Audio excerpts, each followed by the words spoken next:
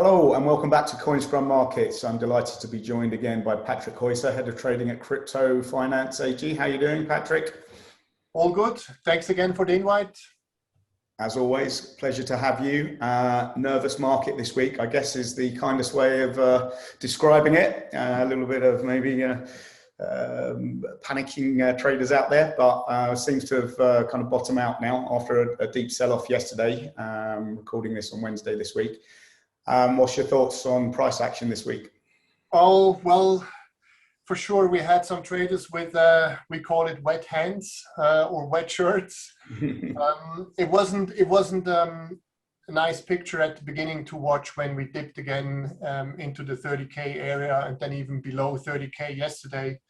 But as you mentioned, there were some counter actions being seen, and we saw it on the order books. There were massive bids coming in Ether and in Bitcoin. And yeah, let's see. I mean, if a support gets touched a few times in a bearish trending market, then it's actually weakening the support and not strengthening it. But we need to see. At the moment, we're back to the 34K level, which was kind of a magnet or a liquidity pool before. So let's see, we rest here now, and I think every other sort of headline might trigger a move of a few $1,000s easily. Yeah, it's definitely bounced firmly. I mean, just on the technicals, I know it's something you write an excellent weekly technical letter that people should go and look out for at the Crypto Finance website. I think two dynamics that I've had my eye on, if we're looking at Bitcoin and ETH, the 200-day moving average has acted as key resistance for Bitcoin in recent weeks. I think, perhaps unexpectedly last week from the perspective of some technical analysts, Bitcoin bounced when it looked like it was already going to go through, maybe retest those lows, but it got capped again at the 200-day moving average. Conversely, ETH had been trading above it, and it found support there yesterday, so we bounced off there. So I think these are two key levels to watch, I guess, going forward, and we're in between on both. True.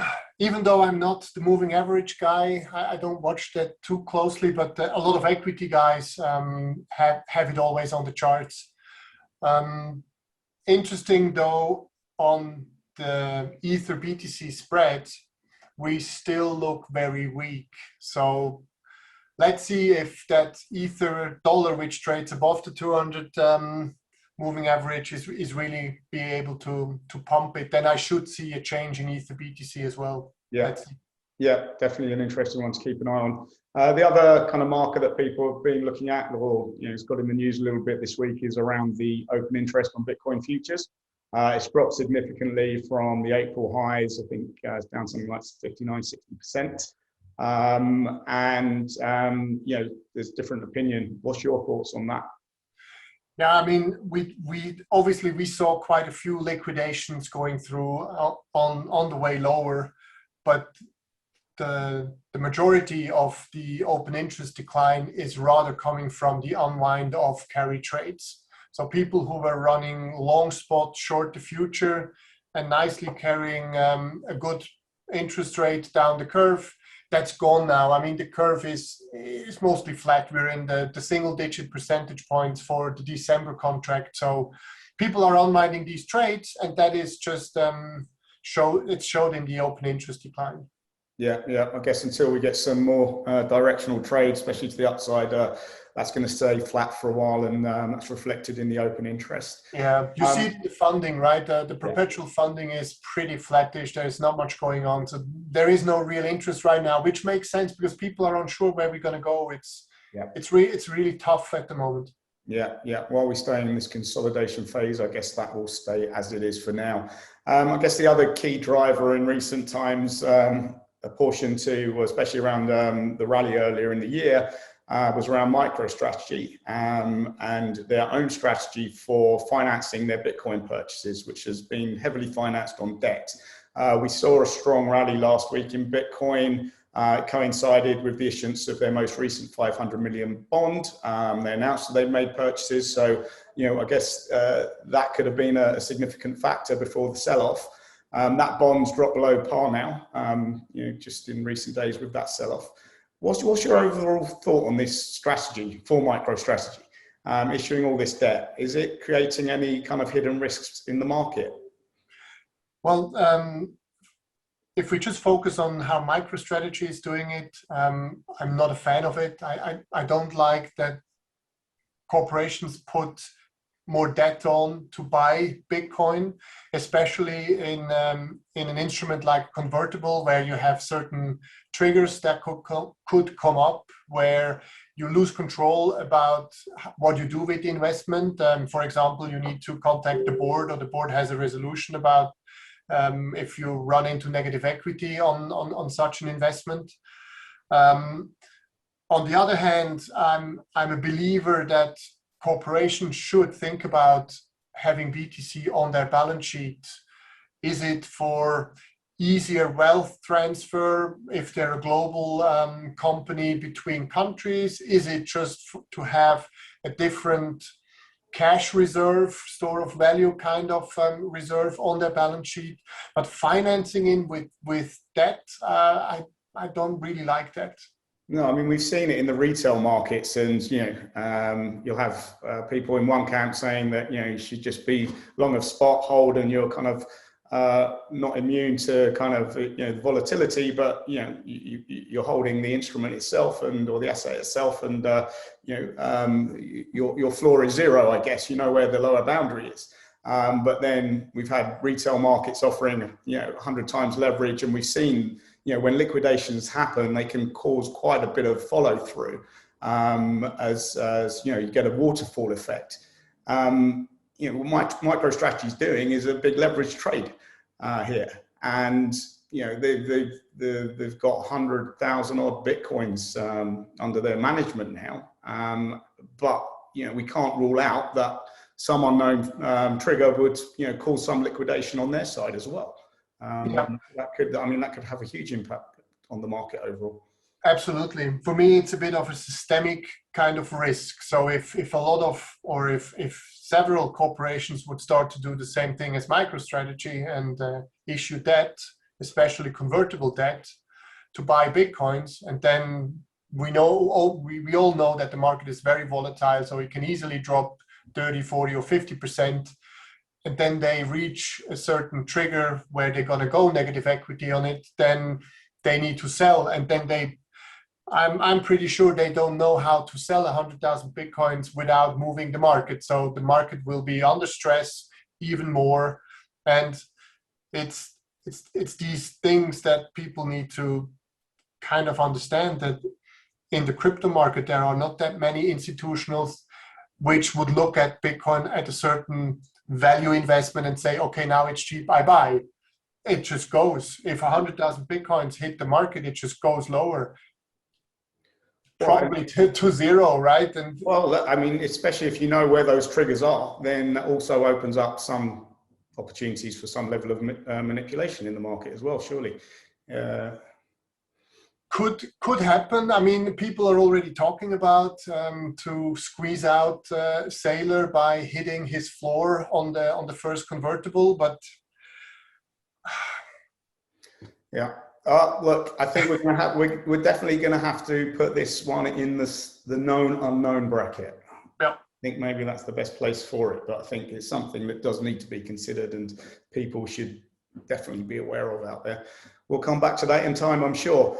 Okay, so we've had all this movement. I guess around this, it's the continued sort of tightening, changing political and regulatory landscape, which is driving a lot of this. I guess the biggest news has been around the Chinese clampdown on Bitcoin mining. It's a real thing. We've seen the hash rate drop. If you're looking at on the kind of the daily measure of hash rate, which isn't really kind of a safe measure to look at, that's down 50% from its highs or more. Even if you're looking at a 7-day moving average, it's a good 30 to 40% down. This is creating its own dynamics. It's good for miners, hash rate falling. The other miners that are still operating elsewhere across the globe are benefiting from that lower hash rate. But it seems that the Chinese miners are looking to get out of China, looking to ship their hardware out, and there's a shortage of capacity to host this. So we could see that hash rate stay suppressed. Maybe that's filtering through on the price action. What's your take on this more from the political standpoint? Yeah, well, just looking at the political point of view, I sort of like it medium to long term that a country like China, which is not very accessible for the Western world, which is not very transparent in how they run the companies and how the capital then can flow around. So that they don't like or they don't want the miners in there, fine with me. They should move to a country which is more open, more, let's call it on a regulatory level where we can transact with these guys and actually have some business with them. So for me, this is all more positive than negative, where I can see psychologically from the retail guy, he just sees China is banning Bitcoin and Bitcoin trading and mining. This is all bad. Let's sell Bitcoin. And maybe even some miners had to sell some Bitcoins to finance the move, or basically say, I'm not going to move. I'm just going to sell my stake now because I'm out, right? But if you think in the medium term run, then exactly what you said is there is not enough capacity at other locations. So that means the hash rate might stay low for quite some time, which makes all the other miners more profitable, means they don't need to sell that many Bitcoin. So the supply is getting more, is getting less. Mm-hmm. So in that sense, price should actually be positive affected in the medium term run of this move. Mm-hmm. Yes, for the cryptocurrency ecosystem, China was a big part of it. A lot of people were investing in different projects and were playing tokens and were engaging in it. Yeah, they sort of have to find another way to play in it, and it will. Some guys in that industry will have a hard time now to make a living, obviously. But overall, medium term to long term, I see this as a very positive development. Yeah, I guess it's good to have that distribution. It does draw attention to the fact that people say that you can't shut Bitcoin down, but with these very large mining farms now, it's not so hard to identify them and to do that. I don't imagine a situation where every country decides to, in a coordinated fashion, ban Bitcoin mining. So I think that arbitrage is always going to exist. So hopefully many of the Western countries or jurisdictions are actually benefiting from this and actually seeing a rise in their kind of hash rate capacity. Will continue to support the industry and see it as an opportunity, but remains to be seen. I guess on that regulatory basis, if we look further west, couple of things. I mean, probably don't need to dwell on it. The SEC have yet again delayed the decision on another ETF. I think last week or the week before, we saw another kind of 45-day review period for the Van Eck application. I think just today we've seen the SEC state the same for the Valkyrie ETF application. So we'll assume it's still to wait for another day whether we're going to get a US ETF. But I think coming up next week, one that you're keeping an eye on is the FATF plenary. Earlier in the year, they put out the new proposed guidance for how they look at VASPs, virtual asset service providers. They were looking to cover DeFi and NFTs under that as well. There was already kind of a drive for VASP to have to start looking to comply with the travel rule. Do you think this is actually having an impact on the markets as well? It depends how difficult they will make it for the VASPs in the end then. Maybe just do a little turn to the BIS. They came out as well with the RWA charges they proposed for cryptocurrencies. And I mean, they just use the highest possible level to put in. So it doesn't make it easier for me as a regulated broker to run the trading desk with such charges, right? It just makes it expensive. I need a lot of capital to facilitate trades. And now going to on the company level, being a VASP, if they're going to make it difficult for us to transact with other regulated counterparties, with traditional finance counterparties, it will just make the mass adoption process being longer and more tiresome. The hurdles are going to be higher. But in the end, if we find a way to comply, or if they come a step towards us and make it a little bit easier, it's still on the way to mass adoption. It will come. And I'm a strong believer that the whole DeFi sector, which will challenge quite a few banks or quite a few financial institutions, it will come. We just need to find the proper neutral ground that regulators are fine with it, institutions who provide the service are fine with it, and the citizen can just use it and basically get a better service than what he gets right now. But we get there. Yeah, I mean, for DeFi, you know, you might have the purist viewpoint that, you know, regulations aren't fit for purpose and they should kind of be reinvented from scratch. You can have the mindset that you just ignore all regulations. And I think that's a much smaller philosophy now within the industry than it might have been a few years ago. So my sense is that people working within DeFi know that they can't ignore regulations, and there's certain, you know, rules that they're going to need to follow, especially around identity and knowing customers, etc. And I guess, you know, in many ways, the central banks or the regulators are like giving clear signals on what their kind of position is going to be for their own use case. I saw again that the Bank of International Settlements published a paper this week extolling CBDCs, where they've been previously quite negative on the idea. Now they were saying that they think their time has come. So they're going to be setting their own rules.